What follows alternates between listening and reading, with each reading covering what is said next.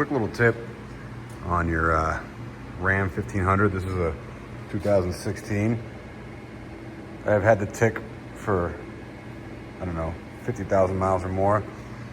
And it was, it had broken off bolt right there and maybe another one over here. So I had here, I had a bolt broken off inside. Here I had a stud sticking out broken. And here I had another one broken off inside. So obviously you can weld it, which is what I did. I just first went in here, welded so a little nipple was sticking out.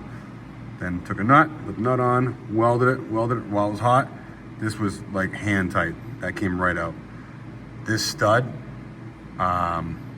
instead of heating it with a torch, I just welded a blob on it, got super cherry red real quick. Same thing, came out. Then this one, I did the same thing as that, and it came off pretty easy. So now I'm gonna replace the gasket and manifold and new heat shield, and this should be good. Usually these things can be a disaster. Luckily on this one, pretty easy to get to. Have pretty good access. You just take off this plastic cover here. This is the passenger side, obviously. This is the truck with the air suspension. I don't know if having the traditional spring makes a difference, but it wasn't too bad. So just, you know, get your welder nice and hot. Weld. I did hit the aluminum a little bit. I was nervous. I got a couple blobs on the aluminum. Didn't stick at all. Wasn't a problem. So that worked for me.